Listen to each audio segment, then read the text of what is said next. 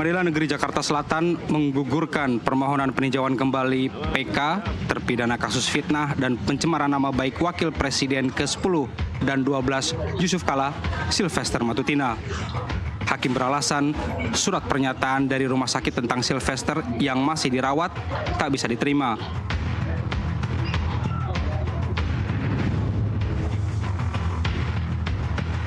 Menurut Hakim, jenis penyakit yang diderita Sylvester tidak jelas, termasuk dokter dan tanda tangannya. Kesimpulannya, Sylvester selaku pemohon yang tidak hadir tidak sah. Sylvester dinilai tidak bersungguh-sungguh mengajukan PK. Sylvester Matutina, salah seorang loyalis Jokowi, divonis 1 tahun penjara oleh pengadilan tingkat pertama pada 30 Juli 2018. Sylvester kemudian banding dan ditolak pengadilan tingkat kedua pada 29 Oktober 2018. Selanjutnya, Sylvester mengajukan kasasi dan Mahkamah Agung malah memperberat hukumannya menjadi 1 tahun 6 bulan penjara pada 16 September 2019. Vonis terakhir itu yang kini segera dieksekusi Kejaksaan Negeri Jakarta Selatan usai peninjauan kembali Sylvester gugur. Pengadilan Negeri Jakarta Selatan menggugurkan permohonan peninjauan kembali PK terpidana kasus fitnah dan pencemaran nama baik Wakil Presiden ke-10 dan 12 Yusuf Kala, Sylvester Matutina. Hakim beralasan surat pernyataan dari rumah sakit tentang Sylvester yang masih dirawat tidak bisa diterima. Menurut Hakim, jenis penyakit yang diderita Sylvester tidak jelas, termasuk dokter dan tanda tangannya. Kesimpulannya, Sylvester selaku pemohon yang tidak hadir tidak sah. Sylvester dinilai tidak bersungguh-sungguh mengajukan PK.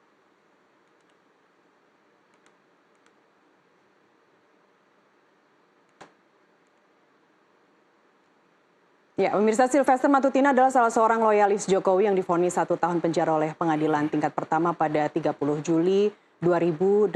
Sylvester kemudian banding dan ditolak pengadilan tingkat kedua pada 29 Oktober 2018 dan selanjutnya Sylvester mengajukan kasasi dan Mahkamah Agung malah memperberat hukumannya menjadi 1 tahun 6 bulan penjara pada 16 September 2019. Vonis terakhir itu yang kini segera dieksekusi Kejaksaan Negeri Jakarta Selatan usai peninjauan kembali Sylvester yang gugur. Perbincangan yang berkembang belakangan ini adalah para loyalis Jokowi yang tersandung masalah hukum. Sebelum PK Sylvester Matutina gugur, Immanuel Ebenezer ditangkap KPK karena tertangkap tangan terlibat pemerasan sertifikasi keselamatan dan kesehatan kerja atau K3. Bagaimana reaksi loyalis Jokowi yang lain dan bagaimana juga kubu yang selama ini menuntut Sylvester Matutina segera dieksekusi hukuman 1,5 tahun penjara.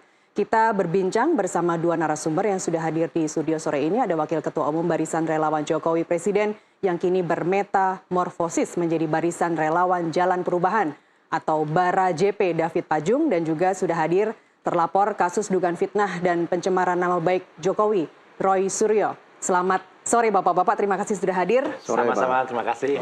Saya ke Bang David terlebih dahulu. Bang David, sebenarnya sakit apa Bang Sylvester? Ya, namanya situasi Jakarta yang seperti ini kan penyakit itu bisa saja datang dari situasi mana nih, yang demo apa yang mana nih?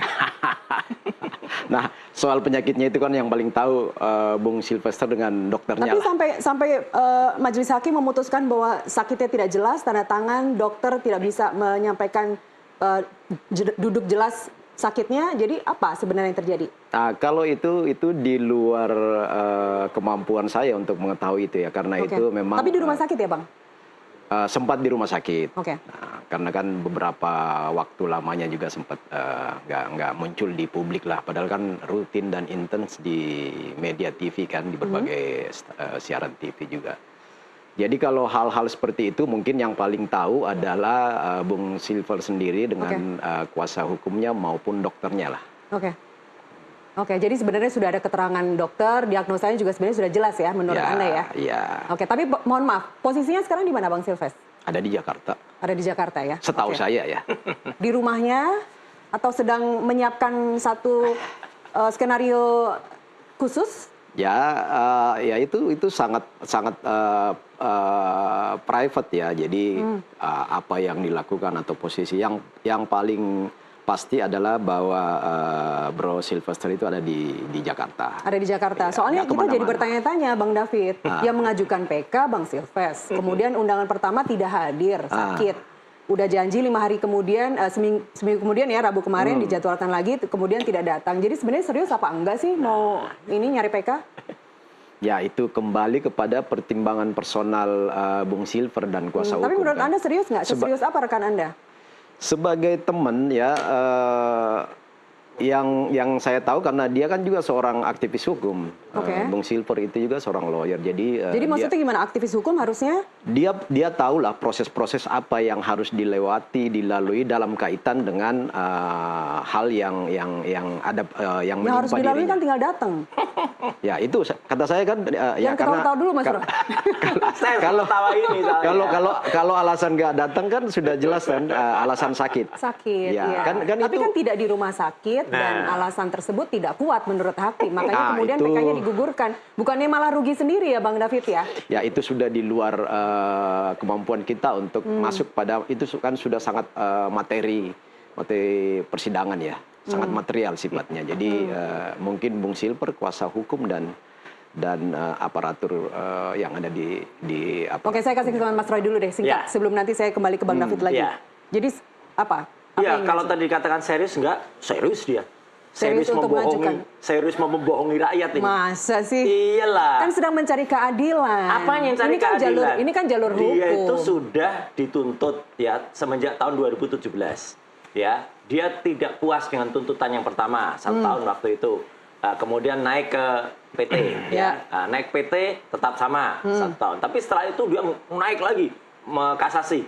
Kasasi kan malah diganjar tambah 1,5 tahun. Itu 2019. 2019 kemudian tuh inkrah. Ini Mahkamah Agung loh, sudah inkrah. Kemudian dia menghilang atau istilahnya bukan menghilang, menghindar dari hukuman. Dia harusnya masuk tahanan. Dia menghindar atau memang dari kejaksaan yang tidak melakukan eksekusi? Nah, kalau dari kejaksaan, kasihan kejaksaannya. Berarti kan nanti ada tuduhan dari masyarakat. Jangan-jangan ada orang di balik itu. It takes two to tango, Mas Roy. Makanya orang besar atau orang kurus kita nggak ngerti. Ya, itu di balik itu. Itu dia udah mulai membuat situasi. Iyalah, orang besar atau orang kurus kita ngerti. Saya lagi biar jelas masyarakat. Ya, setelah itu 6 tahun. Nah, sekarang dia kemudian ketika saya bongkar ini, ya pada tanggal 30 Juli waktu itu, ya, jadi sudah hampir sebulan yang lalu, itu di media. Wow, saya waktu itu debat-debatan di salah satu TV. Dia mengelak, sudah selesai persoalannya, sudah semua sudah lewat. Sudah damai. Sudah damai. Buktikan, saya balik kayak gitu. Damai itu nggak ada, kalau itu sudah inkrah, mau damai seberapapun, nggak akan mengubah putusan. Terus setelah itu dia bilang, ini saya mau PK, Mas. Ini Bang Silver sendiri yang ngomong? Ya, PK itu tidak mengubah putusan. Saya bukan orang hukum, tetapi saya belajar, betul ya. Dan PK itu tidak mengubah putusan, harus masuk dulu gitu. Dan bahkan kalau dia hadir di PK, ya itu makanya dia langsung bisa ditangkap gitu ketika itu, kan PK itu harus hadir. Sedangkan kalau dia harus hadir, alasannya Kejaksaan Agung kan dan asalnya Kejaksaan Jakarta Selatan kan kemarin itu tidak ketemu. Lah begitu dia hadir PK, nah sekarang dia pakai alasan lagi surat dokter. Dokternya nggak jelas. Itu, Mbak. Penyakitnya nggak jelas. Pasti ada pertimbangan. Nah iya, sebentar gini, Mas Yed. Saya mengapresiasi betul ya Pak Putu ya sebagai Ketua Majelis Hakim di Jakarta Selatan kemarin ya, yang kemudian menyatakan atau menggugurkan, jelas kok. Surat dokternya nggak jelas, nama dokternya saja nggak jelas. Coba umumkan. Tanda tangan dipertanyakan. Makanya, kalau dokter berani diumumkan namanya, ramai-ramai kita rujak dokter itu, ya. Karena jelas kalau orangnya ketawa-ketawa, ketuanya malah gini-gini, ya kan? Kan nari-nari gini. Ya kan itu Juli, itu kan Juli. Nah iya, tapi kan setelah itu dia menghilang. Menghilang kalau benar di rumah sakit, rumah sakit dalam kondisi terinfus gitu atau apa, sempet terkapar gitu, Ada juga yang nunjukin benjolnya tapi ternyata nggak benjol bener kan. Itu sebentar. Yang Pak Pau dulu kan, itu kan kasus Pak Pau dulu itu. Saya ke Bang David, tapi sempat dirawat di rumah sakit nggak?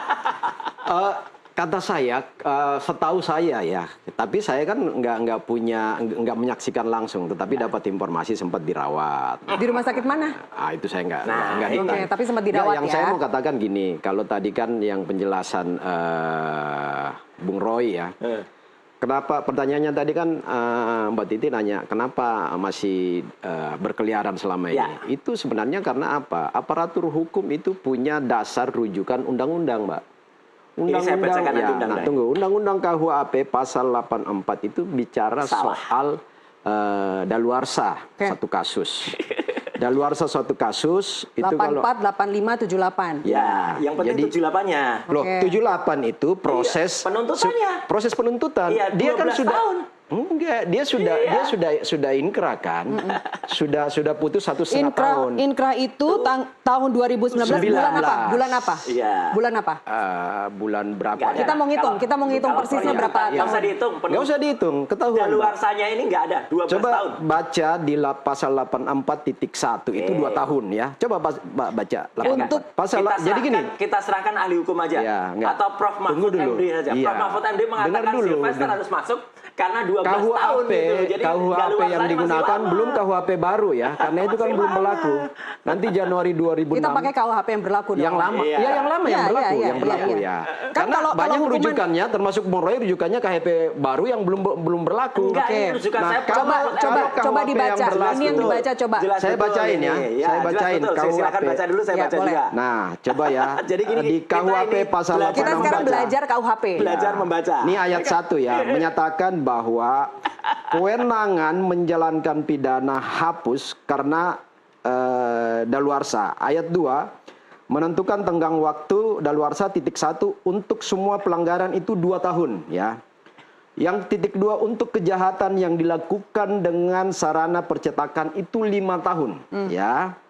Titik 3 Lagi. untuk kejahatan lainnya sama dengan tenggang waktu daluarsa penuntutan pidana ditambah sepertiga. Lah udah. Penuntutan pidana ya, penuntutan pidananya itu kan itu kalau kegiatan kalau 113. kalau itu hukuman mati 18 tahun. Kalau di atas 3 tahun itu hukumannya 12 tahun. Enggak, itu rujukan Ya kan? mana tuh? Gitu. Ini pasal 78. Enggak, jangan lari ke sono. Oh, Ini jangan kan- lari ke situ, ada undang-undangnya kok. Gitu. itu penuntutan. Enggak, Nah, oke. sekarang daluarsa Ini setelah Prof. vonis. Mahfud MD Ini sudah yang dipakai pasal mengatakan. 84. Pasal Pak. 78, pasal 84, pasal 85 KUHP itu ya. soal daluarsa penuntutan dan pelaksanaan pidana. Apapun itu. Sejauh sependek penuntutan pengetahuan itu kita nggak saya. sentuh lagi. Baik, baik. Sylvester lari Itu. dari tanggung jawab. Udah, Sependek lari, pengetahuan saya, pakai pidana surat kesehatan. Untuk ya, pidana nggak penjara bisa. paling lama 3 tahun, Ya. itu daluarsanya adalah 6 tahun, Mas Roy. Iya, 6 tahun. Iya.